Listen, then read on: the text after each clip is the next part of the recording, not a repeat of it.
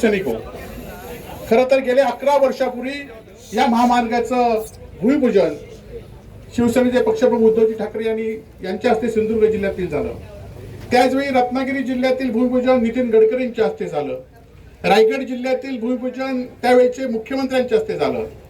सिंधुदुर्ग जिल्ह्यातील काम गेल्या 5 वर्षापूर्वी पूर्ण झालं. परंतु हा महामार्ग 11 वर्ष अजूनही पूर्ण झाला नाही. आणि खरं तर आज हा आमचा एकट्याच शिवसैनिकांचा विषय नाही आहे किंवा हा फक्त सिंधुदुर्ग वासियांचा विषय नाही आहे, तर हा कोकणामध्ये येणाऱ्या चाकरमाने असू देत, पर्यटक असू देत, व्यवसाय निमित्त असू देत किंवा व्यापार उद्योगाशी असू देत, या सर्वांची संबंधित आहे.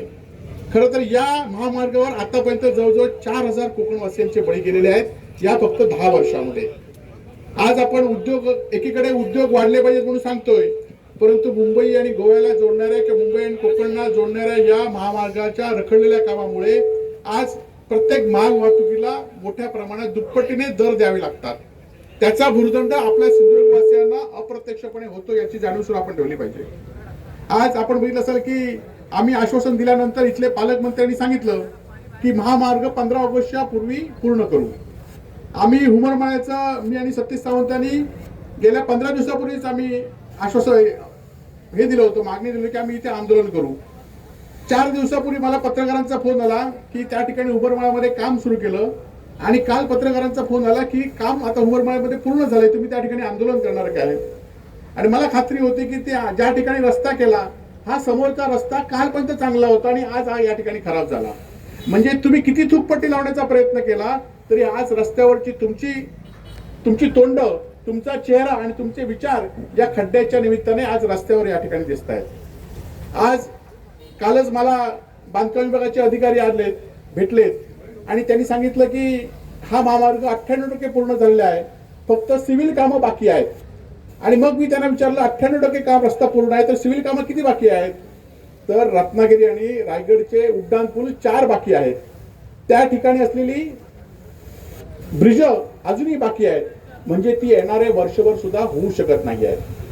आणि त्याच्यापेक्षा जास्त सांगितलं की रायगड जिल्ह्यातील एक पट्टा म्हणजे जो रत्नागिरी जिल्ह्याच्या बाजूचा आहे हा टप्पा 2019 मध्ये ठेकेदार, 2014 मध्ये ठेकेदार होता, 2018 मध्ये दुसरा ठेकेदार आला, 2021 मध्ये तिसरा ठेकेदार आला आणि आज त्या ठेकेदाराला पुन्हा 2024 मध्ये चौथा ठेकेदार नेमलेला आहे.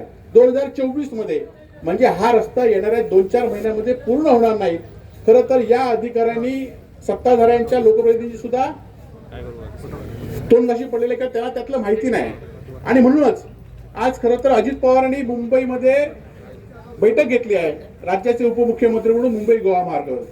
आज इथले पालकमंत्री असून देत, रत्नागिरीचे पालकमंत्री असून देत, राज्यभर वेगळ्या विषयावर बोलत असतात, परंतु ह्यांना अजित पवारांनी या मिटिंगला सुद्धा बोलवलं नाही. त्या निमित्ताने त्यांची लायकी आज या ठिकाणी दिसून आले. कारण हे जर 11 वर्ष पूर्ण ह्यांच्याकडनं होऊ शकलं नाही तर ह्यांना कशाला बोलवलं असेल असं अजित पवार म्हणाले असतील आणि ह्यांना बोलवलं नाही. आणि त्यामुळे ह्या पालकमंत्री, दोन्ही पालकमंत्री, तिन्ही पालकमंत्री असून देत, खरं तर कालच्या निवडणुकीमध्ये, लोकसभा विधानसभा निवडणुकीमध्ये या महायुती सरकारला मोठ्या प्रमाणात मतदान लोकांनी केलं. परंतु इथले जे खासदार आहेत, गेले 2.5 वर्ष केंद्रीय मंत्री होती, ते खरं तर आम्ही एखाद्या मंत्र्याला निवेदन दिलं की सांगायचं की निवेदन देऊन कामं होत नाहीत, ह्यांना कोण विचारत नाहीत, ह्यांना कोण भेटत नाहीत, ह्यांना कोण बैठका देत नाहीत. आणि मी गेले वर्षभर बघतोय की नितीन गडकरींबरोबर एकही बैठक हे घेऊ शकले नाही. कुठल्या तरी मंत्र्याला एक निवेदन द्यायचं आणि मुंबई गोवा मार्ग पूर्ण करण्यासाठी त्यांना निवेदन द्यायचं. आम्ही दिलं ते निवेदन त्यावेळी चालत होतं आणि तुम्ही आता काय करताय, तुमची राज्याच्या देशाच्या राजकारणात तुमची ऐपत काय हे या निवेदनावरून, या महामार्गावरून दिसून येत आहे. आज जास्त राजकीय बोलणार नाही, परंतु लोकांनी, सिंधुदुर्गवासियांनी, कोकणवासियांनी, आज सुरुवात सिंधुदुर्गवासियांची आहे. उद्धवजींच्या नेतृत्वाखाली आज या कोकणामध्ये सुद्धा याच्या स्वरूपात तीव्र असं आंदोलन यापुढे करू. कारण हा रस्ता नुसता एकट्या सिंधुदुर्ग जिल्ह्याचा विषय नाही तर येणाऱ्या पर्यटनाला सगळ्यांचाच विषय या ठिकाणी आहे. आज ROW कडे तर काही लोकांनी कोट्यावधी रुपये घेतलेत, परंतु त्यांची बांधकामं काढली नाही आहेत. परंतु जे सर्वसामान्य स्टॉलधारक आहेत त्यांना हायवेचे अधिकारी काही ठिकाणी हप्ते घेतात, काही ठिकाणी राजकीय हस्तक्षेप होतो आणि त्यामुळे हे अजून या ठिकाणी ही ROWचे काही लोकांना त्रास देत आहेत. परंतु इथल्या बांधकामाच्या अधिकाऱ्यांना सांगून ठेवतो, यापुढे खबरदार, जर तुम्ही अशा व्यावसायिकांना, छोट्या व्यावसायिकांना त्रास देत असाल तर ही सगळी शिवसेना पुन्हा त्या व्यावसायिकांच्या पाठीशी रस्त्यावर उभी राहिल्याशिवाय या ठिकाणी राहणार नाही. आज मुंबई गोवा महामार्गाबरोबर आज मगाशी उपरकर साहेबांनी सांगितलं की या ठिकाणी किती प्रमाणात पैसे या रस्त्यामध्ये आधी घेतले ते जाऊन देत, परंतु आता पण या ठिकाणी नॅशनल हायवेची कामं सुरू आहेत. असं एकही काम नाही की जे काम मॅनेज झालं नाही. खरं तर इथल्या खासदारांना ही किंवा पालकमंत्र्यांना ही कामं मॅनेज करण्यासाठी वेळ असतो, परंतु या रस्त्याच्या दुरस्तेबाबत पाहणी करण्यासाठी, रस्त्याच्या उपाययोजना करण्यासाठी थोडाही वेळ नाही. बांद्याचा पूल असून देत, एका ठेकेदाराला दिला, त्या ठिकाणी कोणी पैसे घेतले, आम्ही योग्य वेळी, मी आणि उपरकर योग्य वेळी ते काढू. आज कणकवलीमध्ये नगर पंचायतीकडे हस्तांतरण केलाय हायवे. खरं तर हस्तांतर केल्यानंतर त्या रस्त्याची काय अवस्था झाली आहे, ब्रिजच्या खालती काय आहे, आणि त्याच्यापेक्षा की सिंधुदुर्ग जिल्ह्यामध्ये कणकवलीमध्ये उड्डाण पूल झालाय, कोट्यवधी रुपये खर्च, शेकडो कोटी रुपये खर्च झाले, आणि त्या उड्डाण पुलावर गेले 5 वर्ष तो उड्डाण पूल असुरक्षित आहे म्हणून थांबे लावलेले आहे. म्हणजे 5 वर्षापूर्वी सुरू झालेला रस्ता पहिल्या दिवसापासूनच त्या ठिकाणी तो रस्ता पूल असुरक्षित आहे म्हणून थांबे लावले, ते अजूनही काढले नाही. म्हणजे या सगळ्यावर, या महामार्गावर कोणाचं लक्ष नाही. खरं तर आम्ही आज पोलिसांना किंवा पत्रकारांना विनंती करतो की आपल्यासमोर माहिती असेल की इथली आपल्या अणावचीच एक तरुणी जी कॉलेजमध्ये जात होती, तिचा एक सहकारी कॉलेजमध्ये होता, दोघांचा या ठिकाणीच, बरोबर ना भाऊ, या ठिकाणीच अपघात झाला आणि दोघंही बिचारे 18 वर्षाची मुलं या ठिकाणीच अपघातामध्ये मृत्युमुखी पडली. आणि त्यामुळे या सगळ्या गोष्टीचा विचार आपण सगळ्यांनी केला पाहिजे आणि लोकांना सांगितलं पाहिजे की हा महामार्ग फक्त शिवसेनेसाठी किंवा विरोधासाठी विरोध नाही, तर या सगळ्या गोष्टी आहेत त्या लोकांसमोर आणण्यासाठी आपल्याला हे आंदोलन करायचं आहे. आणि आज खरं तर पोलिसांना आम्ही एवढंच सांगतोय की आमचं आंदोलन हे शांततेत आहे.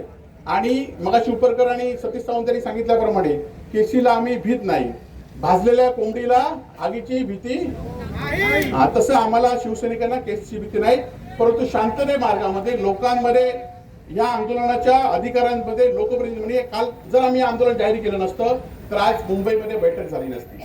जर आम्ही आंदोलन जाहीर केलं नसतं तर आज या ठिकाणी काही प्रमाणात डागडुजी झाली असती. परंतु आमचं आंदोलन हे डागडुजीसाठी नाही, एवढं लक्षात ठेवा. आमचं आंदोलन हे महामार्ग पूर्ण करण्यासाठी आहे.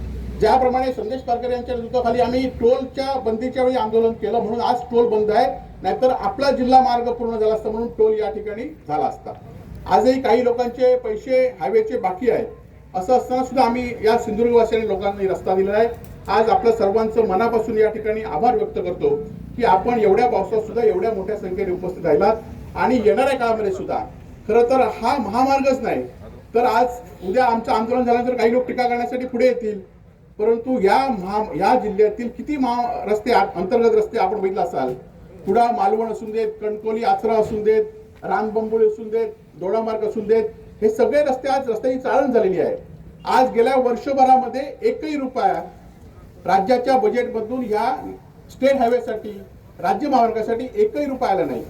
खरं तर काल इथल्या आमदारांनी बघितलं मी की जिल्हा परिषदमध्ये 1 कोटी रुपये रस्ते दुरुस्तीसाठी दिले.